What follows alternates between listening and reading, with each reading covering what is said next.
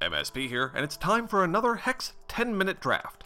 In these videos, I break down my hardest draft choices and showcase my best match, so you don't have to slog through hours of footage in the hopes of getting draft advice. Just clear and concise information here.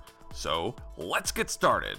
Today's draft starts out unimpressively with a pack that has a Plan C, a Blinding Light, and a Ruby Lance. Since the Blinding Light is only situationally good, and the Ruby Lance requires heavy investment in one shard, I go with a Plan C, which is a rare draft card which can be decent at times.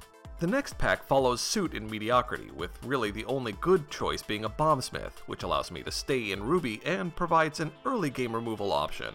On my third pick, I let out an audible sigh as I'm faced with the dregs of a Scrap Welder, a Quick Strider, and an Inquisition. The Quick Strider isn't good enough to open up to a new shard, and while Inquisition can be good, I go with a Scrap Welder to maintain the Ruby Dwarf theme I have so far. I'm then faced with a very tough choice between a Construction Plans Warhulk, a Wizard of the Talon, and an Elimination Specialist.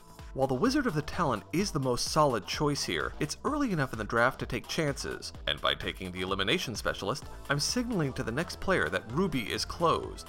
I bid a sad farewell though to the Construction Plans, and hope that my frequent Dwarf picks will make it an unattractive pick for the other players.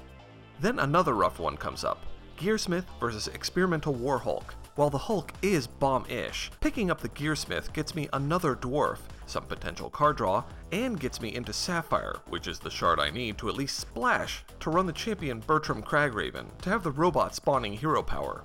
While I also had Murder and Repel, two very good removal options, I knew that if I landed a Dwarf robot deck, I wouldn't fear the Murder going into someone else's hands due to its limitation, and I didn't take the Repel because I hadn't received any signals that Diamond was open, so I didn't want to get stuck with just one Diamond card when I could improve my overall chances at getting the deck I did want instead. I then picked up a Construction Plans Warhulk, which brought a smile to my face as it meant 5 other players had passed on it, then a War Machinist for another early game Dwarf, and then a Cavern Commander, and another Construction Plans Warhulk a few packs later. This meant that Dwarf Robot had wheeled past everyone else in the draft, and had been put squarely into my hands. My second pack set opening is like a birthday present, with a shiny new Volcannon staring me right in the face. Sorry Lord Adam, you just aren't worth rare drafting here. I then solidify my Dwarf Robot deck by picking up a Research Librarian, a Sapper's Charge over a Mortar Strike for more early game control and synergy with my Elimination Specialist, a Cavern Commando, another Construction Plans Warhulk, a second Elimination Specialist, a Charge Bot over the Research Librarian, as I wanted to make sure I could get out one of my now 3 Warhulks out early, and a 4th Construction Plans Warhulk, which led to prioritizing a second Sapper's Charge, as I'd want to get out a Warhulk early and Sapper's Charge away any early game troops to prevent an opponent's multi-block from trading with it. As I anticipated, I picked up Bertram Cragraven, who can generate more robots with his hero power, and with a pretty beefy theme deck under my belt, I was ready to show off the power of a Dwarf Robot deck to my opponents. I went 2-0 on my first set of games, with one win due to a Plan C burst of troops. In the first game of my second set, I had an optimal opening hand with troops and a Construction Plans on the board by turn 3.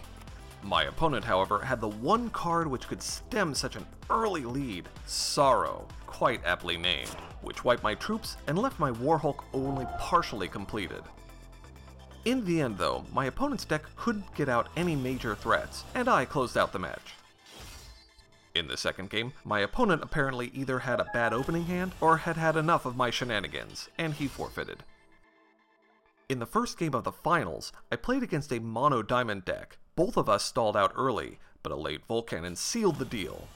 And now, with only one game standing between me and first place, I'll kick it over to the in-game commentary. So in the first match, he was able to stall out really well. He had a massive defense troop. So I've got to hope that I can get my Volcannon relatively early in my hand. Whoa! Okay. I gotta keep this. The lack of resources is scary. But if I can get a couple of running resources, this is a great hand. Because of getting that... Okay, Shield Trainer. It's good. He'll likely set up that big defense again. That'll be tough for me to get around. So yeah, good thing I have that Volt Cannon. Hopefully I just get some running resources like that. Great. That's fantastic. Yep, get that out, get that Gearsmith, and let's see what we can pull. What can we get? Oh my gosh, awesome. Yes, I will choose the left construction plans. Perfect. Next turn, that's going to be huge, because what that means is I drop a Ruby Shard, Charge Bot, War Hulk, and then use my hero power to create a Worker Bot, and that's going to be 3, 1 Dwarf, 2 Robots, and the War Hulk plans. So that's going to charge up fast. What's he got for turn 2? Okay, resource into a Frost Wizard. Okay. Now it's 2/3. Don't really care about its ability. Yep. Really, he should be attacking. I mean, he should attack with that Shield Trainer. Who, against Dwarf Robot, normally, you know, Dwarf Robot doesn't block very much because they need all of those early game troops to power stuff, but maybe he has something amazing in his hand that he wants an extra defense on. It's fine.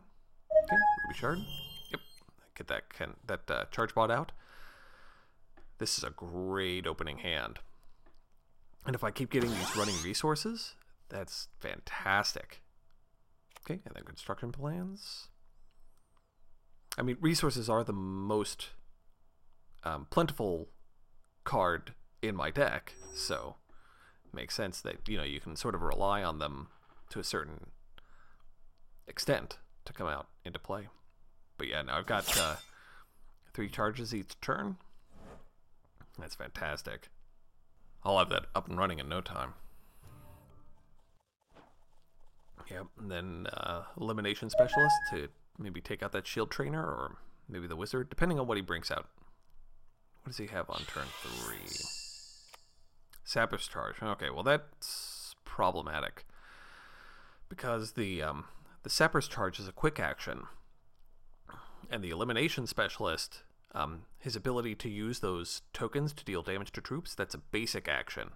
So what that means is, if I play the Elimination Specialist, then before I... Is he going to attack me? I'll get back to that in just a second. Okay, no. He should have attacked me. There's absolutely no way I would have multi-blocked. Yep. Because that's really the only reason why you worry about sending a 2/3 in against 1/1s, is if they're going to multi-block, but he... You know... Again, Dwarf Robot doesn't block early, generally speaking, because they need those troops to power things. Anyway, yep, lay out that resource.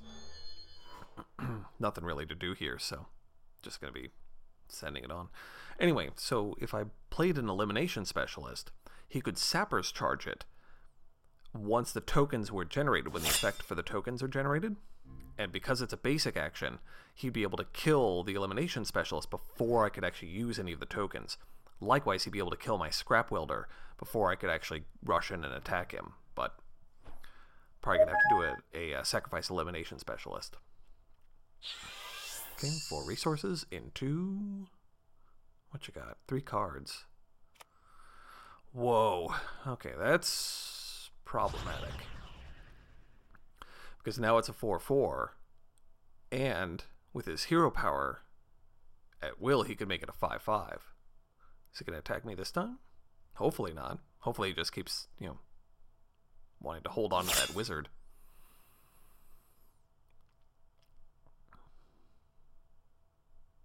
Yep, hopefully just skip. Just skip. You don't want to attack me. You don't, no. I'm going to multi-block your face. Don't you dare come in on me. You stay away there, Mr. Wizard. Wow, okay. Yeah, that is absolutely what you should do against Dwarf Robot. Because I'm not going to block this. No, please, deal 2 damage to me. I'd much rather have all of these troops out. Yeah. And the good news is he has no resources. So now, yep, go ahead and exhaust those 2.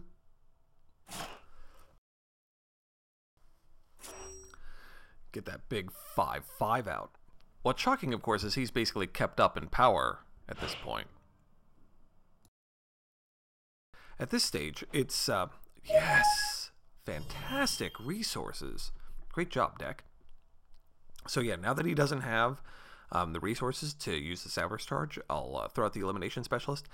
And it's a bit inefficient to use it, because you either kill the Frost Wizard or the Shield Trainer, but I've got to kill the Shield Trainer. And this is exactly where he would kill the Specialist with the Sappers Charge before I could actually use those tokens to deal damage. Right on that priority window. So remember, Elimination Specialist, basic action to use these.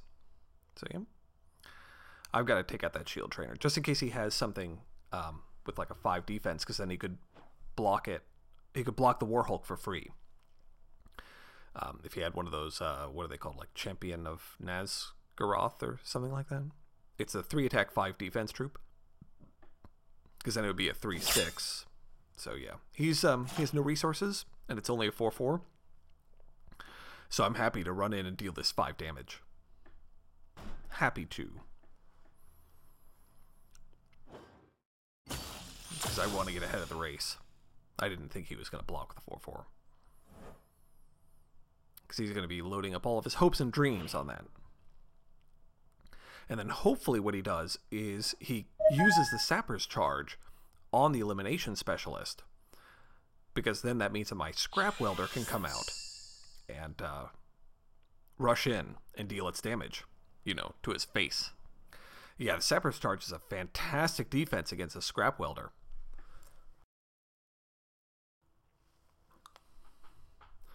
Okay, hero power. I'm guessing to make it a 5/5. Yep, okay. Now, I'm at 18 health. So, if he attacks me here, I'm actually going to be fine with taking it. Yeah, I'd let it through. I'd let them both through. I'd take the 7, because then my retaliation attack would be crazy good. Next turn, my Volcannon's coming out. Yep, that's fine. I mean, he's going to be immune to damage anyway. My Volcannon is coming out next turn. And that's going to be great. And hopefully... I mean, I'm guessing that he would Sappers Charge my Elimination Specialist before my turn began. I'm hoping he's not holding on to the Sappers Charge.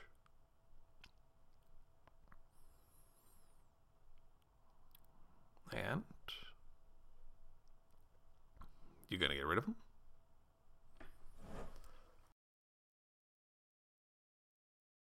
Last chance? No? Okay. Well, no, now would be the last chance in my prep phase. Oh, okay, so yeah, lay that out. Play the Volcannon. This may cause him to use the Sappers Charge now, while the Volcannon is on the chain. No. Okay. That's fine. Well, I'll create another robot. I can do some serious damage here. Okay. Oh, now he Sappers Charges? Well, okay. That's fine. Yeah, I'll... Happy to exhaust him. That's great. Because then that means next turn my Scrap Welder is for free. Yeah. That was fantastic because I got use out of them. So, yeah, remember your priorities. Kill those troops before they can be exhausted to use on effects. Now, he's got 2 cards in his hand. I'm going to attack in with the Warhulk. Because I'm going to make him use that Repel. Or at least test to see if he has it. Or that, what is it, Heroic Inspiration? I'm gonna test this, because if he doesn't have anything, and he just chump blocks, that's still going to be good damage through and a killed troop. So let's see what he's got. He's representing something. Okay, yeah, there it is. Heroic Inspiration. Well. I'm still good, because I've still got, you know, more dwarves in my hands. I've got a Scrap Welder in my hands. But I just had to make sure that I was keeping him honest. You know, I didn't want to fall for any ploys with an, you know, one ready troop. And I can, if my health starts getting low, I don't, I could just chump block with the worker bot. Because, yeah, my next turn I'm going to be able to ready and exhaust, so I'll be able to do another 3 damage. Ooh, Wind Whisperer. Okay, that means I have to play my Scrap Welder next turn. Because otherwise he could, the following turn, use the exhaust the Scrap Welder before I could actually attack with him. So that's a must use while he can't use that exhaust ability. Okay. So is he attacking? I'm at 13. He's still got a card in hand and 2 resources. I'm a bit concerned, so I'm going to have to block that Mystic Spellbreaker. Spellwalker. Spellbreaker sounds so much better. Okay. So, yeah, what I'll do is I'll block the 5/5. Sign that blocker, and then use the Volcannon's ability here to exhaust both of those guys, to ready it, and then I'll be able to deal 3 more damage next turn. So then he'll be down to 9. Yep, go and do that 3. So then he'll be down to 9, and then Scrap Welder for 5 will bring him down to 4. 1. Oh no! Oh, that's what I get for not counting before I chump blocked. I had lethal on the board. Yeah, if I hadn't have done that, if I hadn't chump blocked and taken the 5 damage, then I'd have lethal. Oh, it's horrible. Always remember to count your troops. Count up the damage that you can do the following turn. Take your time. I generally rush through those things and then make those mistakes. So, because yeah, here I'm going to be able to do 5 and then 3 from a Volcano, which put him down to 1 health. But if I had that 1 extra worker bot from the previous turn, if I didn't chump block, okay, so he's already given me the game, then I would have had the ability to, yeah, good game. Then I would have had the ability to ready the Volcanon and use it again to do the extra 3. So, yeah, that's shame on me for not counting. But hopefully he doesn't have any way to deal 11 damage next turn.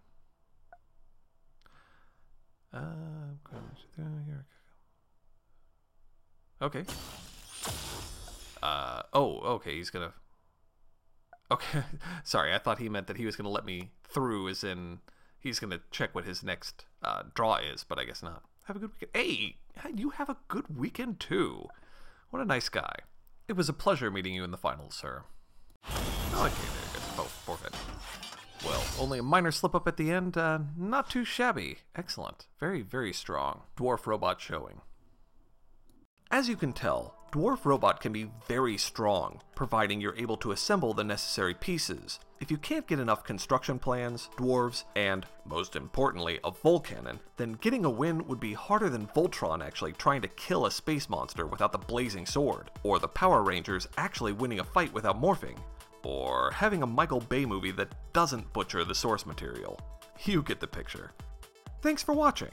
If you like this fast and furious format, please let me know in the comment section below, and if you haven't already, please take the time to subscribe to my channel. As always, I'm MSB, wishing you good games and good times.